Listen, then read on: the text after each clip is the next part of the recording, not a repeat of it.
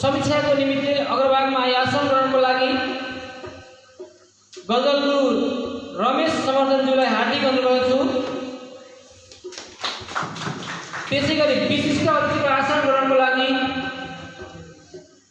आउँदै हुनुहुन्छ प्रज्ञ बुद्ध राणाज्यूलाई अग्रभागमा आई आसन ग्रहणको लागि हार्दिक अनुरोध गर्दछु।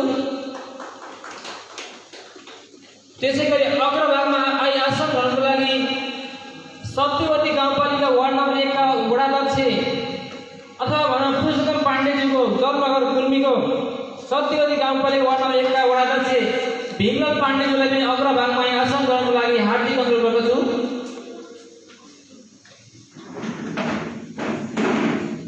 त्यसैगरी म आसन ग्रहणको लागि हार्दिक अनुरोध गर्दछु। यथास्थानमा आसन ग्रहणको लागि हार्दिक अनुरोध गर्दछु ऋषि आधार जो लुम्बिनी वाङ्मय प्रतिष्ठानका महासचिव हुनुहुन्छ, उहाँलाई यथास्थानमा आसन ग्रहणको लागि हार्दिक अनुरोध छु। आजको कार्यक्रमको केन्द्रबिन्दु तथा आज लोकार्पण हुँदै गरेको पुस्तकका लेखक लुम्बिनी वाङ्मय प्रतिष्ठान रूपन्देहीका अध्यक्ष पुरुषोत्तम पाण्डेज्यूलाई अग्रभागमा आसन ग्रहणको लागि हार्दिक अनुरोध गर्दछु। त्यसैगरी आसन ग्रहणको लागि म कर्मशः नाम लिँदै जान्छु। राजेन्द्र कुमार आचार्यजी जो संस्कृत हुनुहुन्छ, उहाँलाई आसन ग्रहणको लागि हार्दिक अनुरोध गर्छु। त्यसैगरी माधव कुमार पौडेल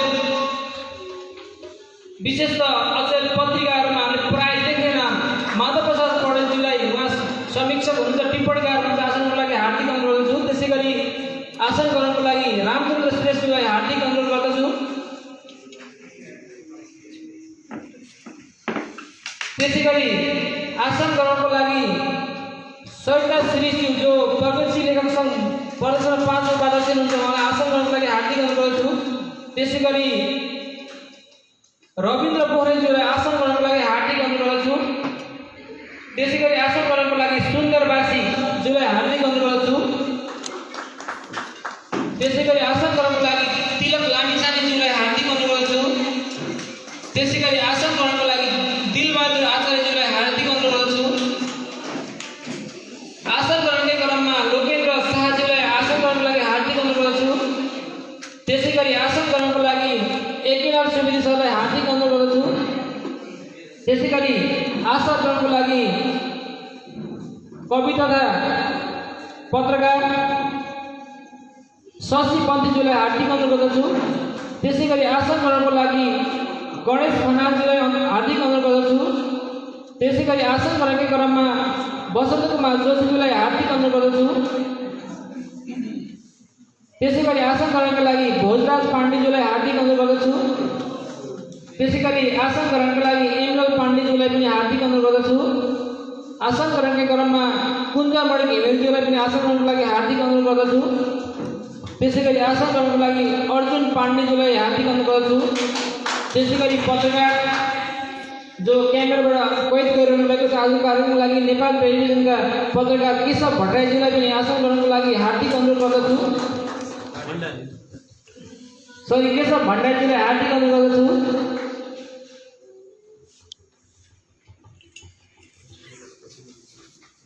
एउटा समस्या पनि के जुटेको छ भने मार्क्स लगाउने मैले मेरै घरकै मान्छेलाई यता गएर चिन्दिनँ। विभिन्न कलाकारहरू यहाँ उपस्थित हुनुहुन्छ, मार्क्स फाल्नु भन्न पनि मिलेन। अनि मार्क्स लगाइरहँदाखेरि मैले सधैँभरि कार्यक्रममा देखिरहने आदरणीय गुरु रमेश समर्थनलाई अघि मैले चिन्न सकिनँ। त्यो समस्या हुँदो रहेछ। अलिबेरपछि उहाँलाई चिनेँ। त्यो समस्या छ, त्यस कारणले गर्दा तपाईँलाई म बोलाउँदै जानेछु। नाम अगाडि पछाडि आसन ग्रहणको लागि चन्द्र डुम्रेज्यूलाई हार्दिक अनुरोध गर्दछु। त्यसैगरी आज हामी केही गजल तथा गीत गायन गर्ने अथवा वाचन गर्ने मेसोले लागेका छौँ। समग्रमा म कलाकार टिमलाई आसन ग्रहणको लागि अनुरोध गर्दैछु। लुम्बिनी वाङ्मय प्रतिष्ठान रूपन्देहीका कोषाध्यक्ष तथा कलाकार गायक विजय सापकोटाज्यूलाई यथास्थानमा आसन ग्रहणको लागि हार्दिक अनुरोध गर्दछु। त्यसैगरी बालकृष्ण पाण्डेजी उहाँ गायक हुनुहुन्छ, उहाँलाई आसन ग्रहणको लागि अनुरोध गर्दछु। त्यसैगरी गायक रमेश कौशललाई आसन ग्रहणको लागि हार्दिक अनुरोध गर्दछु। त्यसैगरी वाद्यवादक हुनुहुन्छ रमेश रेस्मीज्यूलाई, उहाँलाई पनि आसन त्यसै गरी एम पुन मगर हुनुहुन्छ वाद्यवादक नै, उहाँलाई पनि आसन गर्नको लागि हार्दिक अनुरोध गर्छु। त्यसै गरी गायक भनौँ आज गायकको भूमिकामा हुनुहुन्छ घनश्याम घिमिरे, उहाँलाई पनि आसन गर्नको लागि अनुरोध गर्दछु। त्यसै गरी आसन गर्नको लागि रूपा रौदालाई पनि हार्दिक अनुरोध गर्दछु। त्यसै गरी म नाम जोड्दै जानेछु। सबै उपस्थित व्यक्तिज्यूलाई आसन गर्नको लागि अनुरोध गर्दै प्रविधि कक्षबाट संयोजन गरिदिनुहुन्छ श्याम बस्यालज्यू, उहाँलाई पनि आसन ग्रहण तथा प्रविधिलाई संयोजन गरिदिन हार्दिक अनुरोध गर्दछु। आसन ग्रहणका लागि केबी खाम्चा सरलाई पनि हार्दिक अनुरोध गर्दछु। आसन ग्रहण क्रम निरन्तर जोडिरहनेछु र यसै क्रममा आउनुभएको छ कृष्ण भूषालज्यूलाई आसन ग्रहणको लागि अनुरोध गर्दछु। त्यसै गरी वीरेश खड्काज्यूलाई पनि आसन ग्रहणको लागि हार्दिक अनुरोध गर्दछु। आसन ग्रहण क्रम निरन्तर जोडिरहनेछु र अब स्वागत मन्तव्यको समय रहेको छ। स्वागत मन्तव्यको लागि लुम्बिनी बागमय प्रतिष्ठान रूपन्देहीका उपाध्यक्ष बिजु पसाई खाती म्याडमलाई हार्दिक अनुरोध गर्दछु।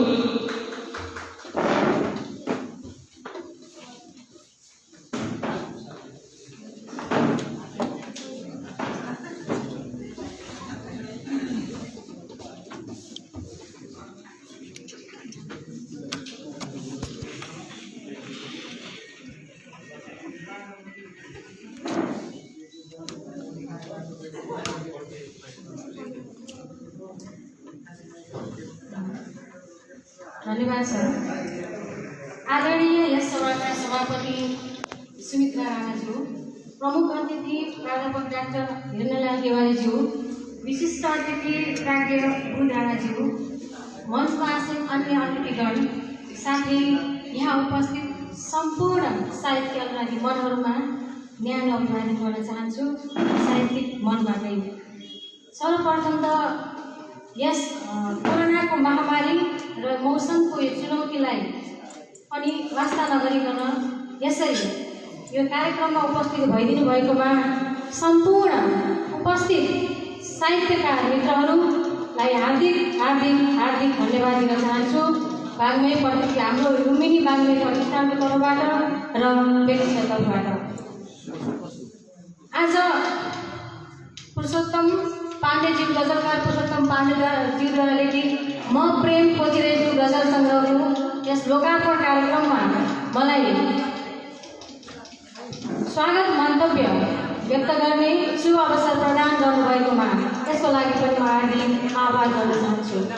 साहित्य त्यस्तो ऊर्जा हो, साहित्य त्यस्तो शक्ति हो, साहित्य त्यस्तो औषधि हो, साहित्य त्यस्तो मलम हो जसले दुखेका मनहरूलाई पनि शीतल बनाउँछ, चिसिएका मनहरूलाई पनि तातो बनाउँछ र मौसम महामारी दुःख पीडा सम्पूर्ण कुरा भुलेर एक नयाँ किसिमको जिन्दगीमा प्रवेश गराउने एउटा माध्यम पहिचान गरिदिन्छ साहित्यले। खुसी लाग्यो, असाध्यै खुसी लाग्यो यो कोरोनाको महामारीमा सरले नयाँ सिर्जना गर्नुभएछ, प्रकाशन गर्नुभएछ। यो जुन प्रकाशन गरिदिएर जुन यो सृजनशील सहकारीले जुन अमूल्य अतुलनीय अनुकरणीय कार्य गर्यो त्यो संस्थालाई, अध्यक्षज्यूलाई, सम्पूर्ण परिवारलाई पनि मुरी मुरी धन्यवाद अर्पण गर्न चाहन्छु।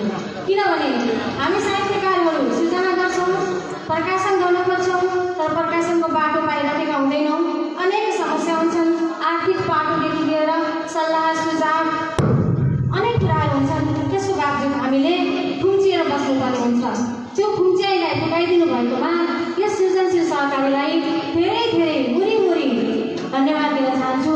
उहाँको यो कार्यले अरू अनुसार हुँदै जाओस्, उहाँको पनि प्रगति हुँदै जाओस् र गजलकार पुरुषोत्तम पाण्डेज्यूलाई उहाँको साहित्यिक यात्रालाई र उहाँको भावुक हृदयबाट निस्कित जुन आवाजहरू छन् त्यसलाई बुलन्द हुने मौका मिलिरहोस्।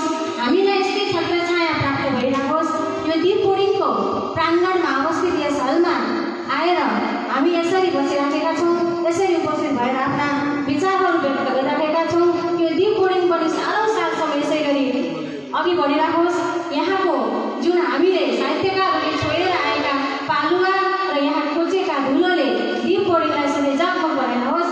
साहित्यको उन्नयन भइराखोस्, शैक्षिक उन्नयन भइरहेकोस् र हामी साहित्यकारहरू गजलकारहरू सम्पूर्ण क्षेत्रमा आगामी दिनहरूमा यो बुटवलमा नेपालमा र विश्वभरि नै आफ्ना कविताहरू फैलाउँदै जान सकौँ।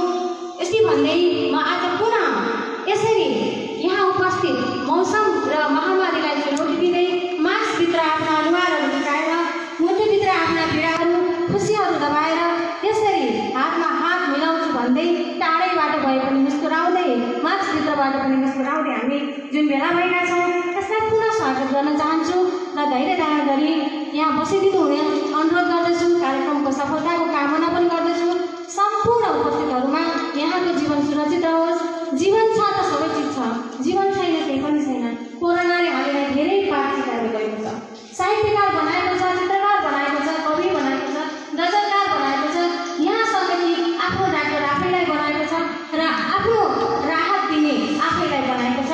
तसर्थ सुखी भएर बाँच्नुहोस्, सुरक्षित भएर बाँच्नुहोस्।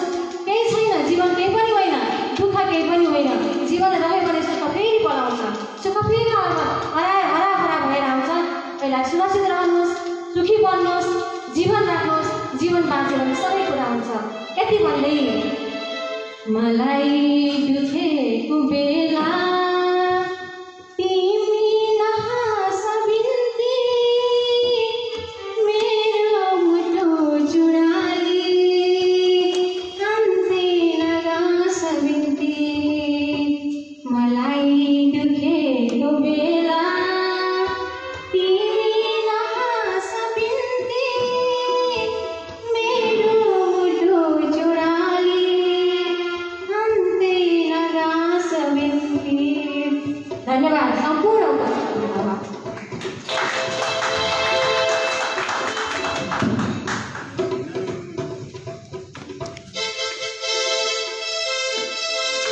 स्वागत मन्तव्यको लागि धेरै धेरै धन्यवाद संस्थाका उपाध्यक्ष पिजु पछाइ म्याडम। त्यसै गरी म आसनहरूलाई निवेदन गर्न चाहन्छु। भैरवादेखि आउनुभएकी पुरस्कार गङ्गा अभिलाषीलाई आसन गर्नको लागि अनुरोध गर्दछु। त्यसै गरी सिर्जना खनालजीलाई पनि आसन गर्नको लागि हार्दिक अनुरोध गर्दछु। त्यसै गरी मीरा गेवालीलाई पनि आसन गर्नको लागि अनुरोध गर्दछु। त्यसै गरी केही समय बाहिर गएर आउनु सायद म पूर्व उद्घोष गरेको नाम रामचन्द्र श्रेष्ठजीलाई आसन गर्नको लागि हार्दिक अनुरोध गर्दछु। त्यसै गरी रविन्द्र पोखरेलजीलाई पनि आसन गर्नको लागि हार्दिक अनुरोध गर्दछु। अबको समय रहेको छ राष्ट्रिय गानमा सहरी गर्ने समय। यहाँ उपस्थित सम्पूर्ण व्यक्तित्वलाई राष्ट्रिय गानमा सहरी भइदिनुको लागि हार्दिक अनुरोध गर्दछु।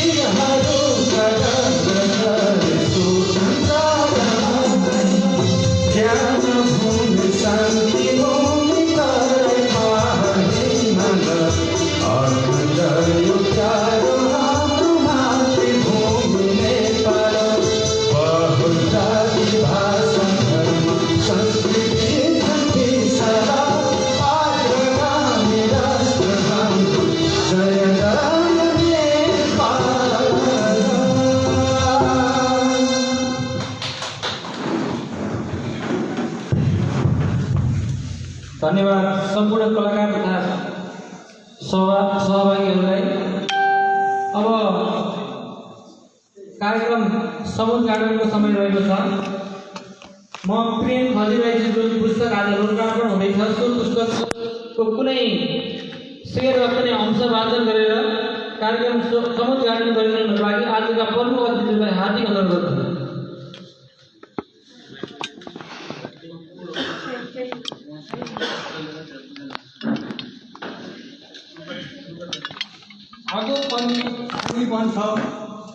सम्मानका नजरमा आगो पनि पानी बन्छ सम्मान र कदरमा बन्छ। एउटा पहिलो गजलको पहिलो हो रुकिएको नजरमा। आगो पनि पानी बन्छ सम्मान र कदरमा, आँसु पनि आगो बन्छ रुकिएको नजरमा। गजलकार पुरुषोत्तम पाण्डेद्वारा आज लोकार्पण हुन लागेको गजल सङ्ग्रहको म प्रेम खोजिरहेको नामक गजल सङ्ग्रहको पहिलो गजलको पहिलो शेरबाट यो कार्यक्रम समुद्घाटन गर्दछु। धन्यवाद।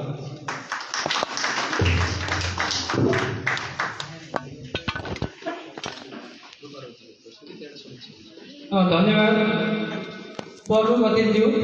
अब गजल गायनको समय रहेको छ। गजल गायनको लागि रूपा रौतालाई हार्दिक अनुरोध गर्छु। त्यसै गरी उहाँलाई सहयोग गरिदिनुको लागि सङ्ग्रहका स्रष्टा पुरुषोत्तम पाण्डेले हार्दिक अनुरोध गर्छु। सबैलाई यो हाम्रो साङ्गीतिक प्रस्तुतिमा हार्दिक स्वागत छ। अब तपाईँको बिचमा हामीले गुलाब चाहिँ देख्थे माया काँडा बनेछ, कोपिलामै देख्थे जीवन कोइली झरेछ भन्ने यहाँ समावेश भएको गजल प्रस्तुत गर्न गइरहेका छौँ।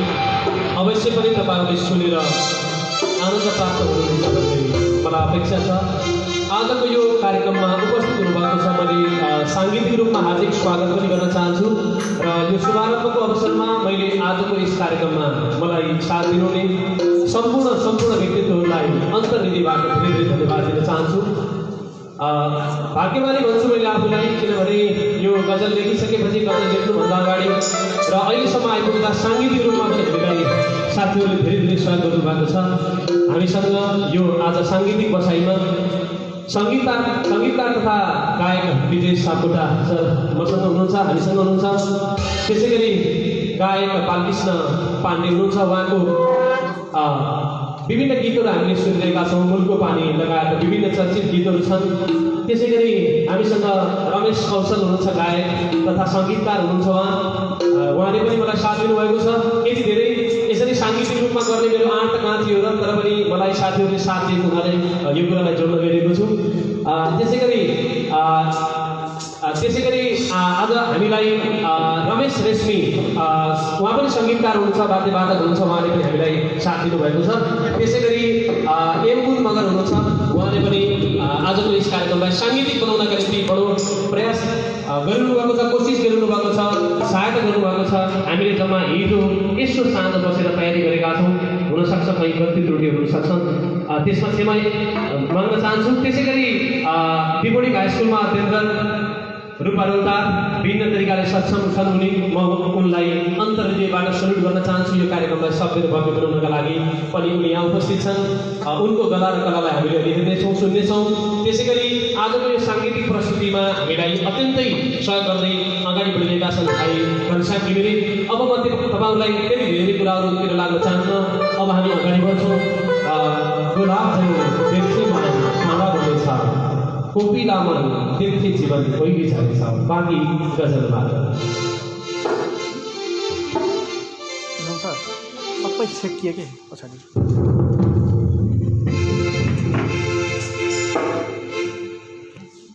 हेलो हेलो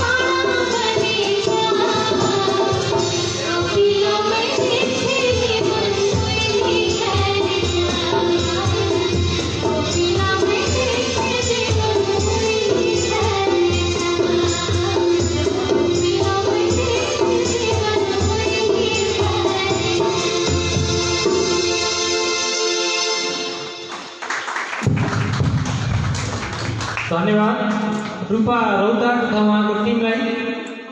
अब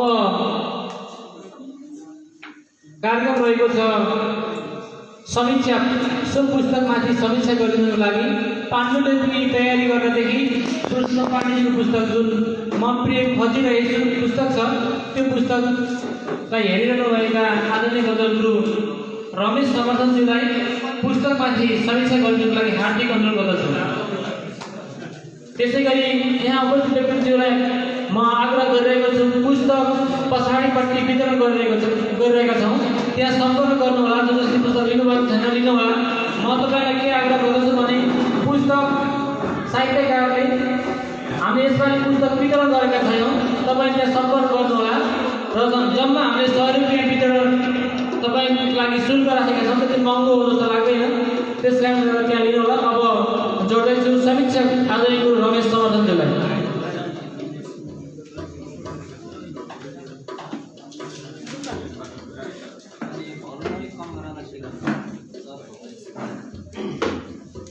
धन्यवाद। सबभन्दा पहिला धन्यवाद अनि भर्खरै मिठो स्वरमा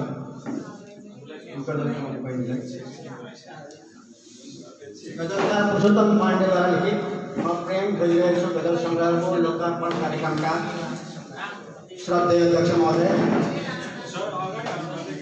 प्रमुख अतिथिज्यू,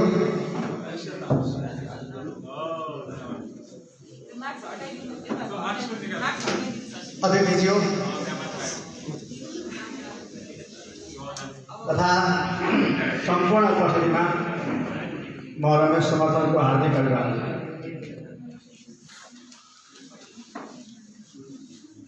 गजलकार भाइ पुरुषोत्तम पाण्डे, मैले नाताले मात्रै भाइ गरेको हुँ, उहाँलाई काम छ त्यस कारणले, अन्य कारणले मैले भाइ भन्नुपर्ने आवश्यकता छैन। उहाँको यो तेस्रो कृति प्रकाशित भएको छ र त्यसलाई मैले पाण्डुलिपि अवस्थादेखि नै हेर्दै आइरहेको हुँ र अहिले उहाँले मलाई यो जिम्मा दिनुभएको छ।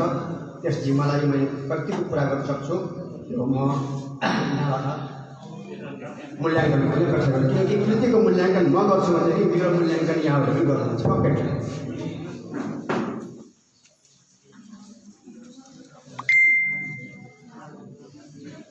सिर्जनाका फुल फुलाउने म प्रेम खोजिरहेछु, सिर्जनाका फुल फुलाउने म प्रेम खोजिरहेछु, राम्रा मिठा बात सुनाउने म प्रेम खोजिरहेछु। कोही पुगेछन् धेरै अघि कसैलाई छोडेर पछि, कोही पुगेछन् धेरै अघि कसैलाई छोडेर पछि, सबलाई एकसाथ हिँडाउने म प्रेम खोजिरहेछु।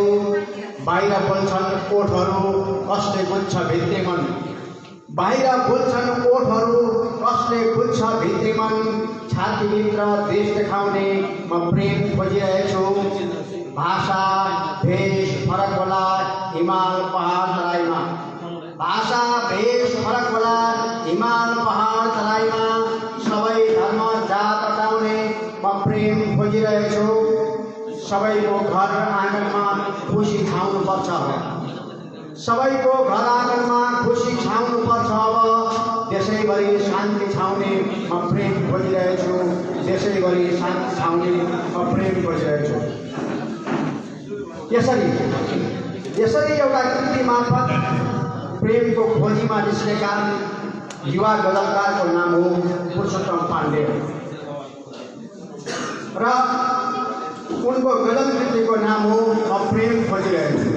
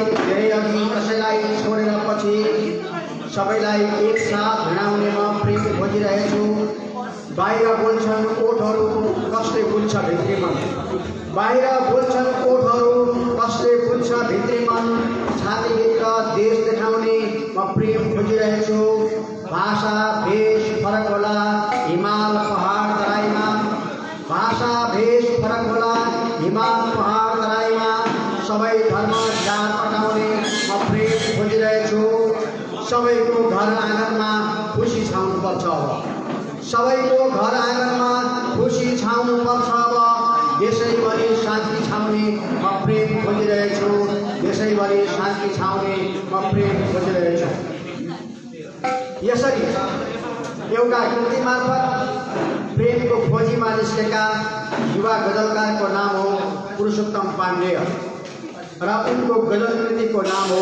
म प्रेम खोजिरहेछु पाण्डेका यसअघिका कृतिहरू क्रमशः मातृभूमिको आँसु खण्डकाव्य 2062 र चाकाभित्र मह बालगीत तथा कविता सङ्ग्रह 2072 हुन् यो उनको तेस्रो कृति हो यसरी उनी तेस्रो बौद्धिक सन्तानका जनक बन्न पुगेका छन् यी तीन कृतिले पाण्डेको कवितालाई सङ्केत गर्दछन् अर्थात् खण्डकाव्य गजल गीत कविता सबै समग्रमा कविता नै हुन् र त्यसकारण पुरुषोत्तम पाण्डेय एक कवि हुन् भन्ने मेरो धारणा छ पाण्डेय एक ऊर्जाशील र उनीभित्र सम्भावनाहरू छन् आवश्यकता छ उनको लगन चयन समर्पण र हाम्रो समर्थनको मेरो समर्थन सबै छ सृजनशील प्रकाशन तथा मस्कन्द सहकारी संस्था लिमिटेडद्वारा 2076 साल फागुनमै प्रकाशित भए पनि जन्मदै कोरोनाको कहरमा परेको यस कृतिले झन्डै 10 महिनामा आँखा उघार्ने अवसर पाएको छ र त्यो पनि खुल्ला वातावरणमा नभइकन एउटा सानो परिवेशमा कृत पहिलो संस्करण यति प्रति भनेर उल्लेख गरिएको छैन मूल्य उल्लेख छ मूल्य 135 राखिएको छ र अगाडिपट्टि समर्पण गरिएको छ प्रेमको भावमा छटपटिएकाहरूप्रति भनेर त्यही गजलकारले आफूले एक पानामा आफ्नो गन्थन राख्नु भएको छ र कृतिको पछिल्लो कभरमा प्राज्ञ गजलकार प्राज्ञ बोध राणाको छोटो मन्तव्य छ यद्यपि त्यहाँ प्राज्ञ भनेर उल्लेख गरिएको छैन त्यसभित्र त्यही कभर बाहिर पछिल्लो कभरको भित्रपट्टि गजलकारको तस्बिर सहितको छोटो परिचय पनि राखिएको छ र 9औं पृष्ठदेखि गजलहरूको श्रृङ्खला चालु भएको छ र त्यसै गजलभित्र गजलको सङ्ख्या छैन र रचना मिति पनि छैन जो आमतौरमा गजलकारहरूले राख्ने गर्छन् त्यसको यहाँ क्रमभङ्गता मैले फेला पारेको छु त्यसैले भन्नुपर्छ र त्यस मैले माथि हेरेँ माथि जुन पढेँ शीर्षकीय जुन गजल हो त्यसलाई मैले हेर्दाखेरि के पाएँ भनेदेखि यसमा जम्मा 63 पृष्ठ छन् र 63 पृष्ठमा 8 भन्दाखेरि यो 55औं क्रममा पर्ने गजल रहेछ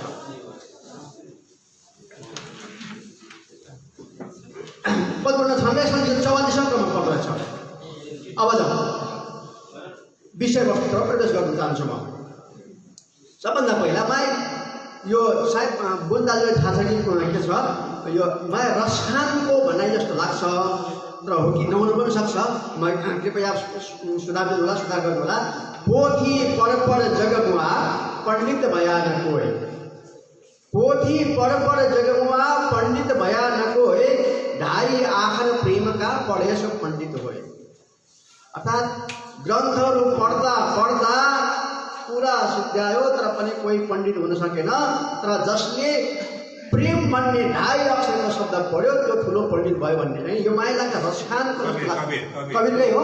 ल धन्यवाद। कवीरको रहेछ।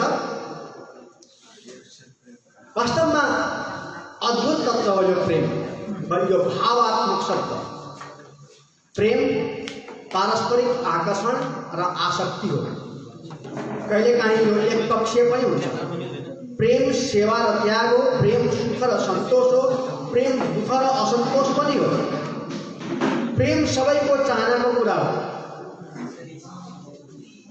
आफैमा अत्यन्त घृणित र घृण्य पात्रले पनि अरूबाट प्रेमको अपेक्षा गर्दछ, अर्थात् घृणितले पनि आफूप्रति अरूको घृणा चाहँदैन।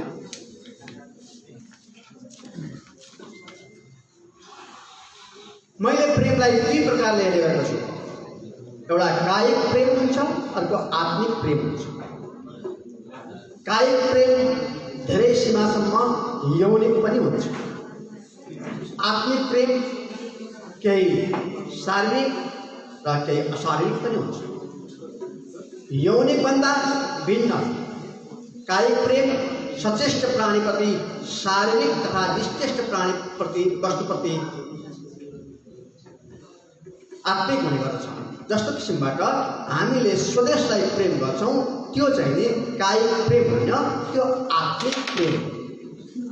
कायिक प्रेममा प्राप्ति अभिष्ट हुन्छ, अर्थात् मानिस त्यो प्रेम गर्नेले प्राप्ति गरेको हुन्छ, केही चाहना गरेको हुन्छ र त्यो प्राप्त अभिष्ट गरेको वस्तु यदि प्राप्त भयो भनेदेखि त्यहाँबाट दुःख प्राप्त हुन्छ। यदि प्राप्त भयो भने सुख उत्पन्न हुन्छ, प्राप्त भयो भने दुःख उत्पन्न हुन्छ। यो चाहिँ प्रेमको चाहिँ लक्षण। तर यस कृतिमा दुवै खाले प्रेमको खोजी भएको छ। यसभित्रका गजलहरू र ती गजलभित्रका शेरहरूले दुवै किसिमका प्रेमको खोजी गरिएका छन्।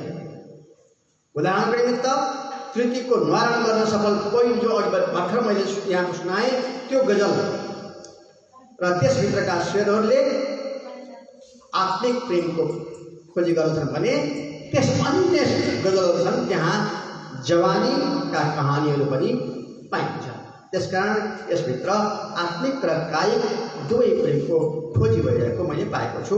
र यो म प्रेम खोजिरहेछु भन्ने जुन छ त्यो शीर्षकीय वाक्य त्यो एउटा गजलको रदिफ पनि हो।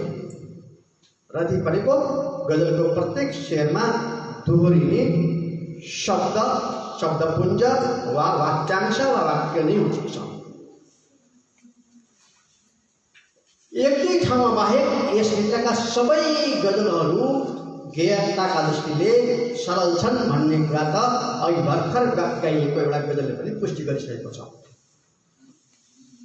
एक दुई ठाउँमा समस्या छन् भनेदेखि पनि त्यो समस्या के को कारणले छ भनेदेखि त्यहाँ यतिभङ्गता केही पाइएको छ। विश्राम लिनुपर्ने ठाउँमा शब्द चाहिँ नटुङ्गिएर अर्कोतिरबाट वर्ण तान्नुपर्ने भएकोले चाहिँ यतिभङ्गता कतै कतै पाइन्छ। नत्र भनेदेखि चाहिँ गेयताको दृष्टिले पूर्ण रूपले पुरुषोत्तम पाण्डेजीले बेला बेलामा कार्यक्रमहरूमा गजल गाउने पनि गर्नुहुन्थ्यो। त्यस कारण पनि त्यसलाई सन्तुलनमा ल्याउनका लागि उहाँ हर मजदुर प्रयत्न गर्नुहुन्थ्यो। कतै कतै असावधानी देखा परेको छ जसले गर्दाखेरि अक्षर बढेर त्यहाँ व्यवधान भएको छ। उदाहरणको निमित्त एउटा शेरबाट मैले एउटा फेला पारेको छु। त्यहाँ जन्मेपछि लेख्दाखेरि अर्थ पनि पुरा हुने सबै कुरा पुरा हुन्थ्यो, तर उहाँले चाहिँ के गरिदिनु भने जन्मिएपछि गरिदिनु भयो। जन्मिएपछि गर्दाखेरि एउटा अक्षर बढी भएर त्यहाँ चाहिँ जुन गजलको जुन विश्राम हो यति गतिको चाहिँ समस्या हो त्यो भङ्ग भएको छ। जन्मेपछि भयो भने पुगिहाल्यो, त्यहाँ आवश्यकै थिएन, जन्मिएपछि गर्नुपर्ने जरुरी नै थिएन। र केही ठाउँमा व्याकरणका कुराहरू पनि छन्। उदाहरणको निमित्त उहाँले 3-4 ठाउँमा आफ्नै नै भनेर प्रयोग गर्नुभएको छ। आफ्नै नै आवश्यक छैन, आफ्नो नैबाट आफ्नै गर्छ। त्यसै आफ्नै पनि गर्नु र नै पनि गर्नु यो दोहोरो चाहिँ नेपालको आवश्यकता यहाँ छैन। हो उहाँलाई आवश्यकता पर्यो होला, एउटा अक्षर कमी भएर एउटा अक्षर थप्नु पर्यो होला, त्यसमा पनि उहाँलाई चाहिँ सजिलो थियो। आफ्नै गर्नुपर्दा आफ्नो नै गरिदिनु भयो हुन्थ्यो, आफ्ना नै गरिदिनु पर्ने पुरिहाल्थ्यो। आफ्नै गर्नुपर्ने यहाँ थिएन। यसमा चाहिँ ख्याल गर्नुपर्छ यस्ता कुरामा। र गजलका शब्दहरू उच्चार्य व्यवस्थामा हुँदैन, गजल गायन उच्चार्यका आधारमा गरिन्छ, गजलको लय उच्चार्यको आधारमा तय गरिन्छ। त्यस कारण चाहिँ उच्चारणलाई आधार मानिनु भएको हुनाले त्यसमा व्याकरण बिगार्नु पनि आवश्यक छैन। जस्तै कसको लागि चाहिँ कसको लेख्नको लागि चाहिँ बिचमा आधा स गर्नु पर्दैन, पुरै कसको लेखेर कसको भन्न पाइन्छ। यहाँ त्यो पनि केही फेला पारेको छु मैले। त्यस्ता चाहिँ त्रुटिहरू वाबाट आगामी गजलहरूमा पक्कै पनि हुने छैन। धेरै जसो गजलहरूमा वर्णात्मक सन्तुलन छ। 4-4-4-4 का चाहिँ धेरै छन्, 4-4-4-3 का पनि छन्। अघि आएको थियो 4-4-2-3 को थियो। यसरी सन्तुलन गरिएको छ भनेदेखि दुईटा गजलहरू 34औं पेज र 37औं पेजका दुईटा गजलहरू शुद्ध रूपले मुतकारिब मुसम्मन सालिम बहरमा छन्। फौलुका 4 आदि।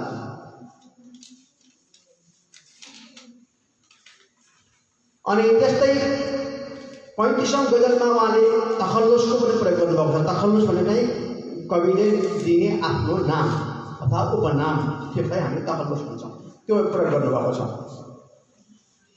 50औं पेजमा गएर उहाँले काफिया विचरण गर्नुभएको छ। 50औं पेजको गजलमा गएर एक ठाउँमा काफियाको विचरण फेला पारेको। सरेर, परेर, मरेर, तरेर यी काफियाहरूको आइरहेको बेलामा बीचमा ल्याएर उहाँले हेरेर भिडाइदिनु भयो गद्य। यो एकदम टर्कारै देखिने काफिया दोष हो, त्यसलाई चाहिँ ख्याल गर्नुपर्छ। पेज नम्बर 29 को गजल हामीसँग पुस्तक छ भने हामी हेर्न सक्छौँ। 29 गजल राम्रो छ, तर मैले चाहिँ मतलामा भएका दुईटा मिश्राहरू छन्, ती मिश्राहरूलाई मैले तलमाथि गर्नुपर्ने मैले देखेको छु। के छ भनेदेखि चाहिँ स्वाभाविक कथनलाई अस्वाभाविक कथनबाट समर्थन गरियो भनेदेखि चाहिँ त्यसमा चमत्कार आउँछ। पहिल्यै अस्वाभाविक ल्याएर पछिबाट स्वाभाविक ल्याउँछ अलि अप्ठ्यारो हुन्छ। मैले यहाँ सुनाइदिन्छु, दुईटै सुनाइदिन्छु, ख्याल गर्नु होला। यहाँलाई कस्तो लाग्छ उहाँको चाहिँ के छ भनेदेखि कति जिन्दगी रहरले उडायो, कति जिन्दगी रहरले उडायो, कति जिन्दगी जहरले उडायो। जहरले जिन्दगी उडाउनु स्वाभाविक कुरा हो, रहरले जिन्दगी उडाउनु अलि अप्ठ्यारो कुरा हो। यदि यसलाई चाहिँ यस्तो गरेको चाहिँ मलाई मेरो विचारमा अझै राम्रो हुन्थ्यो जस्तो लाग्छ मलाई। कति जिन्दगी जहरले उडायो, ठिक छ। अब चमत्कार आउँछ, कति जिन्दगी रहरले उडायो। किनकि पहिला सामान्य कुरा ल्याएर पछिबाट विशिष्ट कुराले त्यसलाई समर्थन गर्नुपर्छ। जहरले जिन्दगी उडाउनु सामान्य कुरा हो, तर रहरले जिन्दगी उडाउनु असामान्य कुरा हो। सामान्य कुरालाई असामान्य कुराले पुष्टि गरेर त्यसलाई समर्थन गरेपछि त्यसमा चमत्कार आउँछ। त्यसको चाहिँ पुस्तकले ख्याल गर्नुहुन्छ। सिङ्गो गजल सङ्ग्रहमा हामीलाई मन नपर्ने गजल कुनै पनि छैन।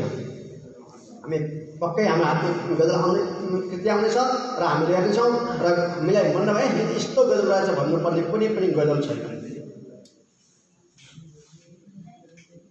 र तर मलाई भनेदेखि हेर्दै जाँदाखेरि 51औं पेजमा रहेको गजलको चौथो शेरलाई हेर्दाखेरि मलाई त्यो मन परेन। शेर यस्तो छ, शोभा दिन्छ नागलाई त्यही मणिले, शोभा दिन्छ नागलाई त्यही मणिले, मणि बिना सर्प सुन्दा के हुन्छ।